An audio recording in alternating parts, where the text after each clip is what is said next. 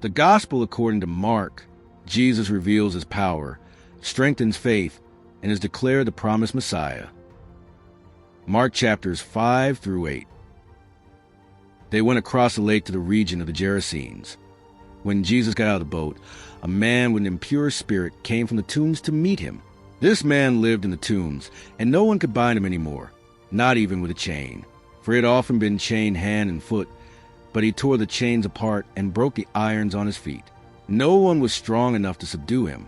Night and day among the tombs and the hills, he would cry out and cut himself with stones. When he saw Jesus from a distance, he ran and fell on his knees in front of him. He shouted at the top of his voice, "What do you want with me, Jesus, Son of the Most High God? In God's name, don't torture me." For Jesus had said to him, "Come out of this man, you impure spirit." Then Jesus asked him, "What is your name?" "My name is Legion," he replied, "for we are many." And he begged Jesus again and again not to send him out of the area. A large herd of pigs was feeding on the nearby hillside. The demons begged Jesus, "Send us among the pigs. Allow us to go into them." He gave them permission, and the impure spirits came out and went into the pigs. The herd, about 2,000 in number, rushed down the steep bank into the lake and were drowned. Those tending the pigs ran off and reported this in the town and countryside, and the people went out to see what had happened. When they came to Jesus, they saw the man who had been possessed by the legion of demons, sitting there dressed in his right mind, and they were afraid. Those who had seen it told the people what had happened to the demon-possessed man, and told about the pigs as well. Then the people began to plead with Jesus to leave their region. As Jesus was getting into the boat, the man who had been demon-possessed begged to go with him. Jesus did not let him, but said, "Go home to your own people and tell them how much the Lord has done for you, and how he has had mercy on you." So the man went away and began to tell in the Decapolis how much Jesus had done for him, and all the people were amazed. When Jesus had again crossed over by boat to the other side of the lake, a large crowd gathered around him while he was by the lake. Then one of the synagogue leaders, named Jairus, came, and when he saw Jesus, he fell at his feet. He pleaded earnestly with him, "My little daughter is dying. Please come and put your hands on her, so that she will be healed and live." So Jesus went with him. A large crowd followed and pressed around him, and a woman was there who had been subject to bleeding for 12 years. She had suffered a great deal under the care of many doctors and had spent all she had. Yet instead of getting better, she grew worse. When she heard about Jesus, she came up behind in the crowd and touched his cloak, because she thought, "If I just touch his clothes, I will be healed." Immediately her bleeding stopped, and she felt in her body that she was freed from her suffering. At once Jesus realized that power had gone out from him. He turned around the crowd and asked, "Who touched my clothes?" "You see the people crowding against you," his disciples answered, "and yet you can ask, 'Who touched me?'" But Jesus kept looking around to see who had done it. Then the woman, knowing what had happened to her, came and fell at his feet and, trembling with fear, told him the whole truth. He said to her, "Daughter, your faith has healed you. Go in peace and be freed from your suffering." While Jesus was still speaking, some people came from the house of Jairus, the synagogue leader. "Your daughter is dead," they said. "Why bother the teacher anymore?"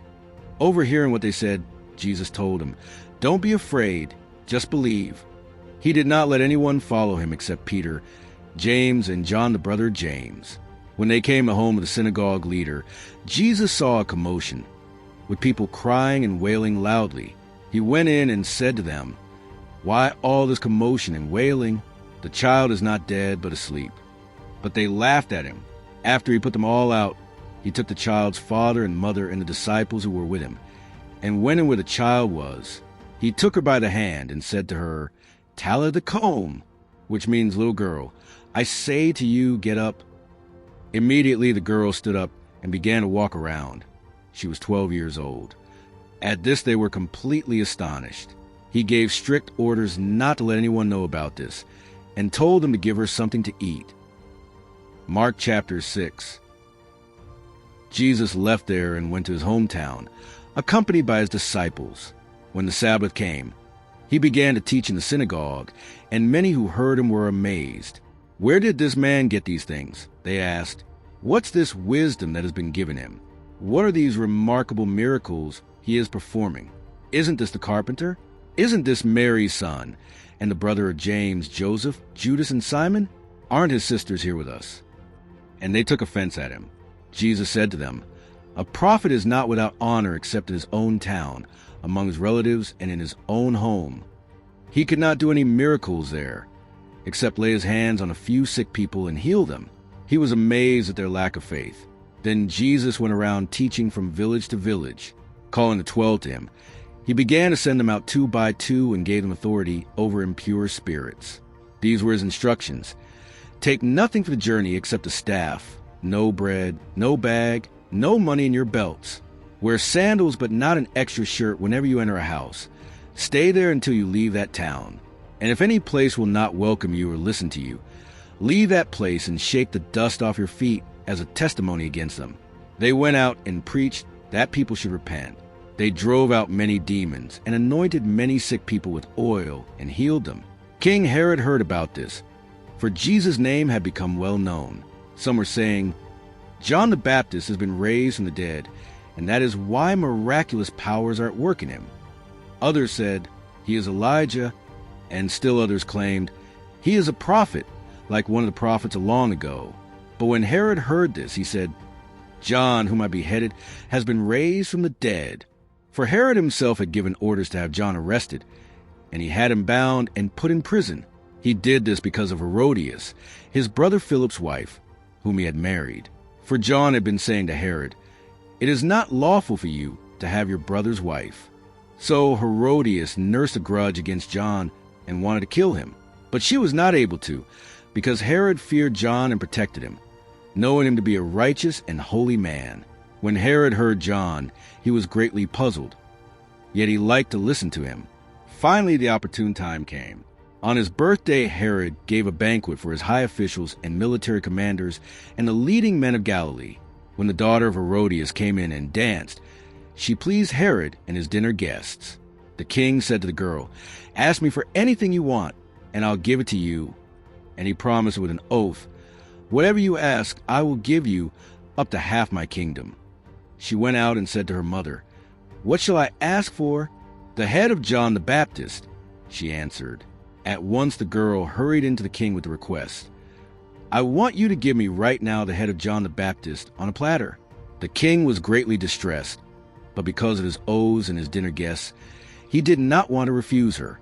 So he immediately sent an executioner with orders to bring John's head. The man went, beheaded John in the prison, and brought back his head on a platter. He presented it to the girl, and she gave it to her mother. On hearing of this, John's disciples came and took his body and laid it in a tomb. The apostles gathered around Jesus and reported him all they had done and taught. Then, because so many people were coming and going that they did not even have a chance to eat, he said to them, "Come with me by yourselves to a quiet place and get some rest." So they went away by themselves in a boat to a solitary place. But many who saw them leaving recognized them and ran on foot from all the towns and got there ahead of them. When Jesus landed and saw a large crowd, he had compassion on them, because they were like sheep without a shepherd.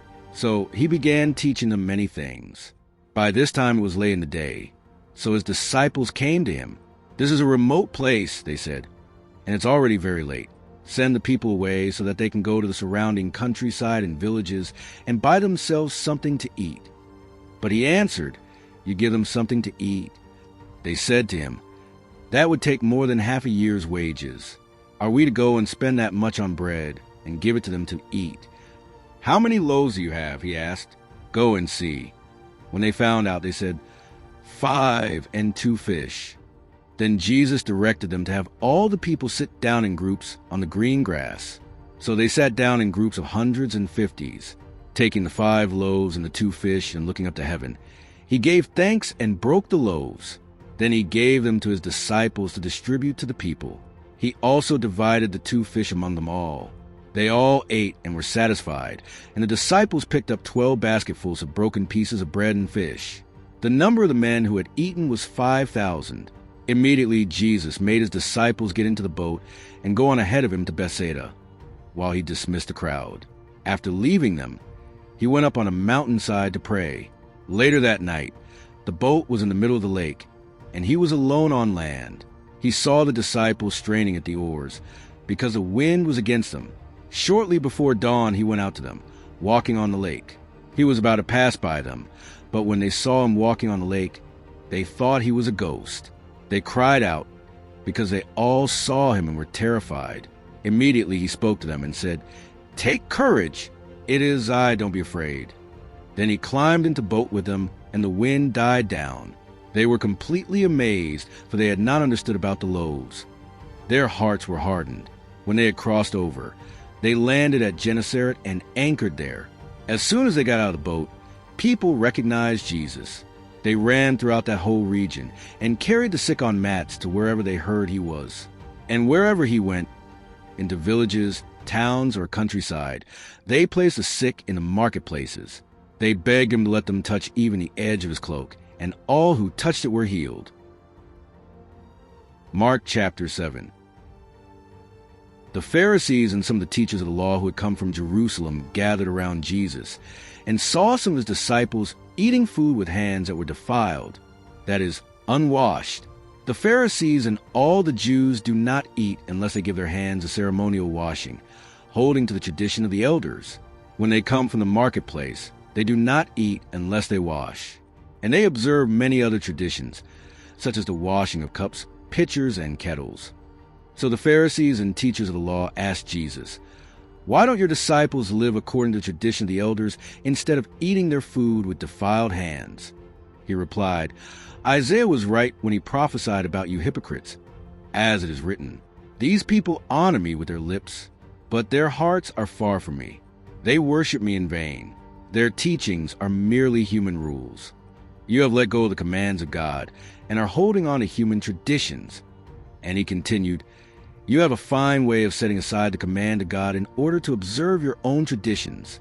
For Moses said, 'Honor your father and mother,' and 'Anyone who curses their father or mother is to be put to death.' But you say that if anyone declares that what might have been used to help their father or mother is korban, that is, devoted to God, then you no longer let them do anything for their father or mother. Thus you nullify the word of God by your tradition that you have handed down, and you do many things like that." Again, Jesus called a crowd to him and said, "Listen to me, everyone, and understand this. Nothing outside a person can defile them by going into them. Rather, it is what comes out of a person that defiles them." After he left the crowd and entered the house, his disciples asked him about this parable. "Are you so dull?" he asked. "Don't you see that nothing that enters a person from the outside can defile them? For it doesn't go into their heart, but into their stomach, and then out of the body." In saying this, Jesus declared all foods clean. He went on, "What comes out of a person is what defiles them. For it is from within, out of a person's heart, that evil thoughts come: sexual immorality, theft, murder, adultery, greed, malice, deceit, lewdness, envy, slander, arrogance, and folly. All these evils come from inside and defile a person." Jesus left that place and went to the vicinity of Tyre. He entered a house and did not want anyone to know it. Yet he could not keep his presence secret. In fact, as soon as she heard about him, a woman whose little daughter was possessed by an impure spirit came and fell at his feet. The woman was a Greek, born in Syrian Phoenicia. She begged Jesus to drive the demon out of her daughter. "First let the children eat all they want," he told her, "for it is not right to take the children's bread and toss it to the dogs." "Lord," she replied, "even the dogs under the table eat the children's crumbs." Then he told her, "For such a reply, you may go. The demon has left your daughter." She went home and found her child lying on the bed, and the demon gone. Then Jesus left the vicinity of Tyre and went through Sidon, down to the Sea of Galilee, and into the region of the Decapolis. There some people brought to him a man who was deaf and could hardly talk, and they begged Jesus to place his hand on him. After he took him aside, away from the crowd, Jesus put his fingers into the man's ears. Then he spit and touched the man's tongue. He looked up to heaven and with a deep sigh said to him, "Ephphatha," which means be opened. At this, the man's ears were opened, his tongue was loosened, and he began to speak plainly. Jesus commanded them not to tell anyone, but the more he did so, the more they kept talking about it.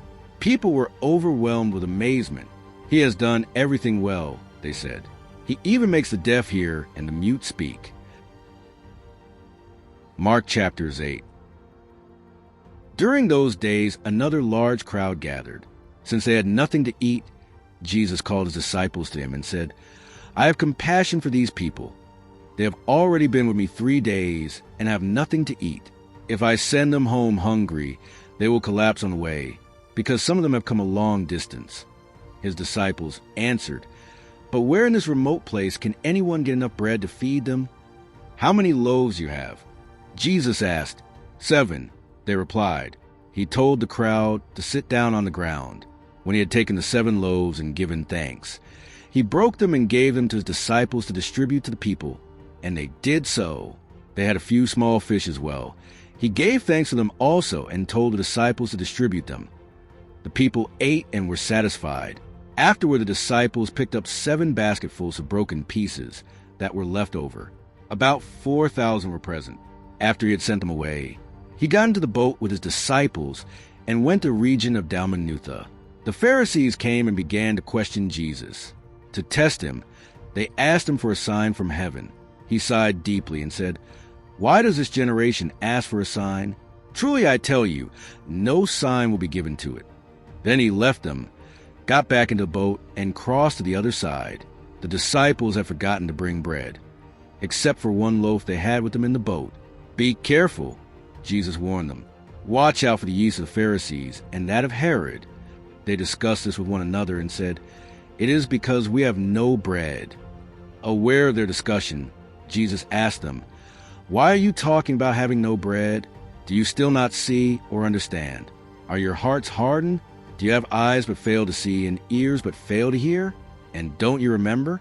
When I broke the 5 loaves of the 5,000, how many basketfuls of pieces did you pick up?" 12, they replied. "And when I broke the 7 loaves of the 4,000, how many basketfuls of pieces did you pick up?" They answered, 7. He said to them, "Do you still not understand?" They came to Bethsaida, and some people brought a blind man and begged Jesus to touch him. He took the blind man by the hand and led him outside the village. When he spit on the man's eyes and put his hands on him, Jesus asked, "Do you see anything?" He looked up and said, "I see people. They look like trees walking around." Once more Jesus put his hands on the man's eyes. Then his eyes were opened, his sight was restored, and he saw everything clearly. Jesus sent him home, saying, "Don't even go into the village." Jesus and his disciples went on to the villages around Caesarea Philippi. On the way he asked them, "Who do people say I am?" They replied, "Some say John the Baptist, others say Elijah, and still others one of the prophets." "But what about you?" he asked. "Who do you say I am?" Peter answered, "You are the Messiah." Jesus warned them not to tell anyone about him. He then began to teach them that the Son of Man must suffer many things and be rejected by the elders, the chief priests, and the teachers of the law, and that he must be killed and after 3 days rise again. He spoke plainly about this, and Peter took him aside and began to rebuke him. But when Jesus turned and looked at his disciples, he rebuked Peter. "Get behind me, Satan," he said. "You do not have in mind the concerns of God, but merely human concerns." Then he called a crowd to him along with his disciples and said, "Whoever wants to be my disciple must deny themselves and take up their cross and follow me. For whoever wants to save their life will lose it, but whoever loses their life for me and for the gospel will save it. What good is it for someone to gain the whole world, yet forfeit their soul? Or what can anyone give in exchange for their soul? If anyone is ashamed of me and my words in this adulterous and sinful generation, the Son of Man will be ashamed of them when he comes in his Father's glory with the holy angels."